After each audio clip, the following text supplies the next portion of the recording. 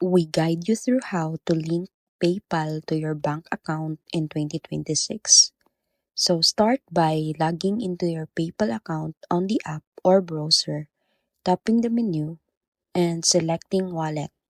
Then, choosing Link a Bank and picking your bank from the list or entering your bank details manually, making sure the name on your bank account exactly matches your PayPal name to avoid errors. Next, confirming whether PayPal uses instant verification by logging into your bank or manually verification where PayPal sends two small deposits that you'll need to confirm within a few days. Then, returning to PayPal, entering the exact amounts to verify your bank account. Once verified, setting your bank as your preferred withdrawal method so you can transfer money easily. Checking that your account is fully confirmed to avoid limits. And finally, testing with a small withdrawal to make sure everything works smoothly.